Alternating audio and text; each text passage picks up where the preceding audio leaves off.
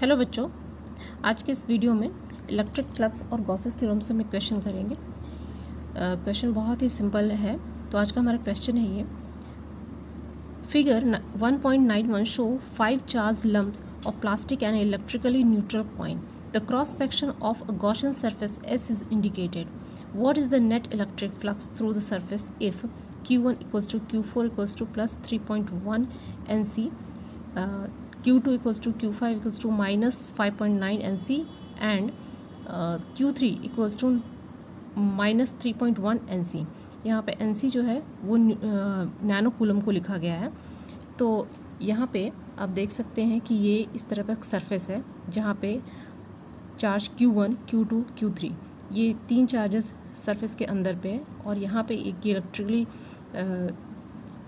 Neutral coin यहाँ पे रखा है और दो चार्ज जो पार्टिकल हैं वो Q4 और Q5 इस सरफेस से बाहर है।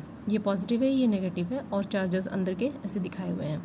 तो यहाँ पे हमें फाइंड क्या करना है, यहाँ पे फाइंड करना what is the net electric flux through the surface. तो net electric flux through the surface हमें फाइंड करना है। तो एक चीज़ तो आपने पढ़ा होगा कि गॉसियन सरफेस में जो सरफेस के अंदर में जो चार्ज होते हैं वो उसी को हम कंसिडर करेंगे, बाहर के जो चार्ज है वो हम नहीं कंसिडर करेंगे।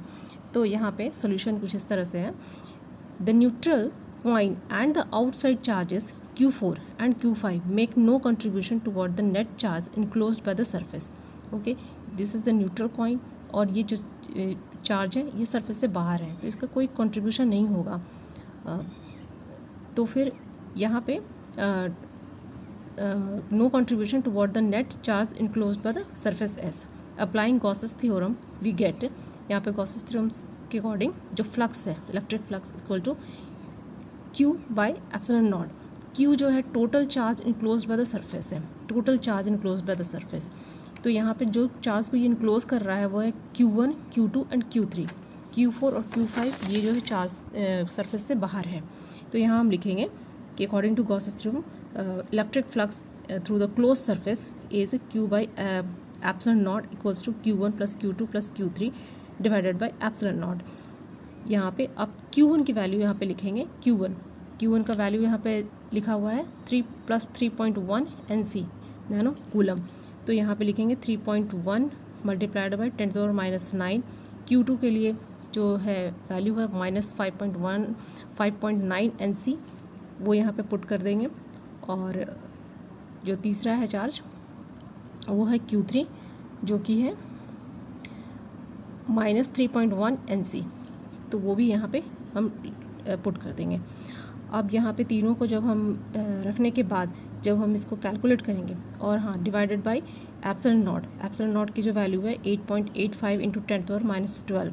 तो ये सबको जब हम कैलकुलेट करेंगे तो कैलकुलेट करने के बाद हमारे पास जो आंसर आ रहा है वो है माइनस 666.67 न्यूटन मीटर स्क्वायर पर कूलम। तो ये हमारा इलेक्ट्रिक फ्लक्स यहाँ से निकल गया है। तो इस तरह से हम बहुत आसानी से क्लोज सरफेस के लिए हम इलेक्ट्रिक फ्लक्स को फाइंड कर सकते हैं। आज का हमारा नेक्स्ट एग्जाम्पल क्वेश्चन है, S1 and S2 are two concentric sphere enclosing charges Q and 2Q respectively as shown in figure. First, what is the ratio of electric flux through S1 and S2? Second, how will the electric flux through the sphere S1 changes if a medium of dielectric constant kappa is introduced in the space inside S1 in place of air? How will the electric flux through sphere S1 change if a medium of dielectric constant kappa is introduced in a space inside S2 in place of air? इस question में एक system है, दो sphere हैं S1 and S2। जैसा कि देख सकते हैं कि sphere S1 and S2, sphere S1 है उसके अंदर चार्ज जो है वो Q है और स्फेयर S2 के अंदर चार्ज 2Q है, वो इनक्लोज है। अब यहाँ पे इस सिस्टम से क्वेश्चन है कि what is the ratio of electric flux through S1 and S2। तो यहाँ पे हमें रेशियो निकालना है इलेक्ट्रिक फ्लक्स का कि स्फेयर S1 और S2 के ऊपर जो इलेक्ट्रिक फ्लक्स है वो उसका रेशियो क्या है। तो सबसे पहले हम S1 का निकालेंगे, S2 का निकालेंगे, फिर उसका हम रेशियो निकाल देंगे। तो इसे इस तरह से किया गया है कि by the Gauss's theorem flux through S1, तो S1 के थ्रू कितना फ्लक्स है उसे गॉसेस थ्योरम से निकाला हुआ है कि S1 flux through S1 is phi1 equals to Q by epsilon naught. Gauss's theorem से हम जानते हैं कि कोई भी सरफेस है, क्लोज सरफेस, उसके अंदर जो चार्ज है तो चार्ज इनक्लोज्ड है, तो जो इलेक्ट्रिक फ्लक्स होगा उस सरफेस पे वो total charge divided by epsilon not हो जाएगा, 1 by epsilon not times of charge. ये अकॉर्डिंग टू गॉसेस थ्योरम है। तो ये हम फ्लक्स हमें निकालना है, तो phi1 जो फ्लक्स होगा वो कितना होगा, जो चार्ज इनक्लोज्ड है डिवाइडेड बाय एप्सिलॉन नॉट।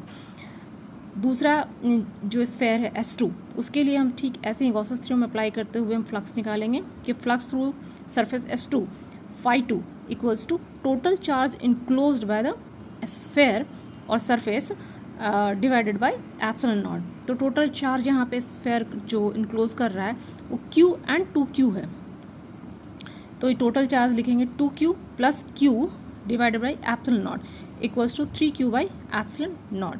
तो ये फ्लक्स थ्रू S2 हो जाएगा 3Q बाई एप्सिलॉन नॉट। इस तरह से हम रेशियो निकालेंगे कि ratio of electric flux through S1 and S2 is phi1 by phi2 equals to Q by epsilon naught by 3Q by epsilon naught equals to 1/3 means 1:3।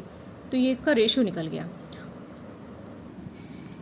Question का second part है, how will the electric flux through sphere S1 change if a medium of dielectric constant kappa is introduced in a space inside S1 in place of air.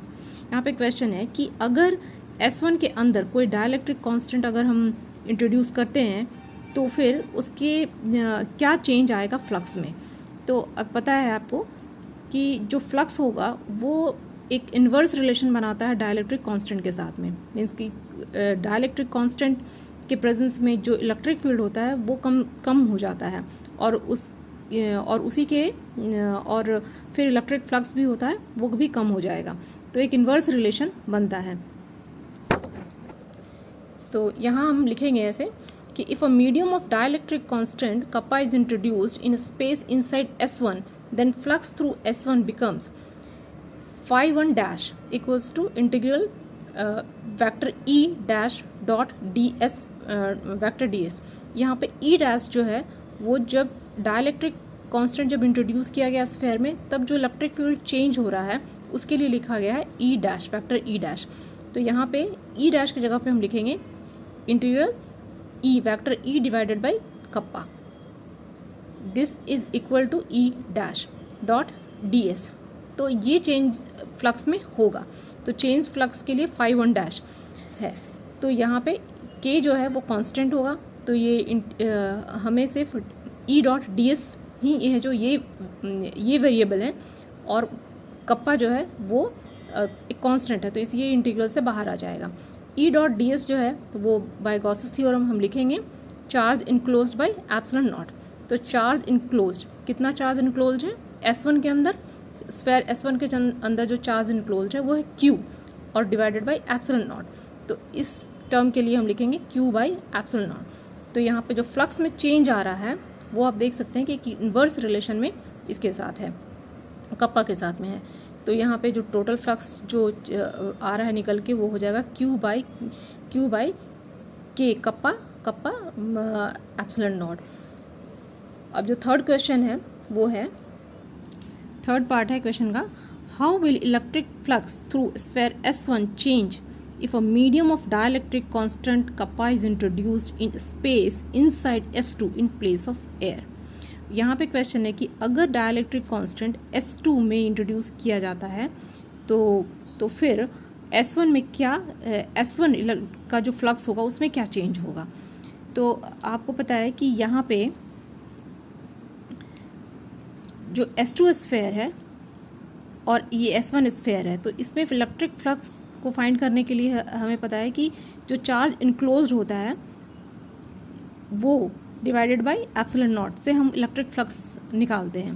But यहाँ पे जो S2 जो है वो S2 को enclose नहीं कर रहा है, तो अगर यहाँ पे इंट्रोड्यूस अगर किया भी जाता है डाइलेक्ट्रिक कांस्टेंट तो उससे S1 के फ्लक्स पे कोई चेंज नहीं आएगा, कुछ भी इस पर प्रभाव नहीं पड़ेगा। तो इसीलिए यहाँ पे कोई चेंज नहीं होगा। तो इसलिए हम लिखेंगे कि the flux through S1 does not change with introduction of dielectric medium inside the sphere S2। S1 के ऊपर में कोई चेंज नहीं होगा अगर हम डाइलेक्ट्रिक कांस्टेंट S2 स्फीयर के अंदर हम इंट्रोड्यूस करते हैं। तो आज के लिए इतना ही, मिलते हैं नेक्स्ट क्वेश्चन में, नेक्स्ट वीडियो में नेक्स्ट क्वेश्चन के साथ में।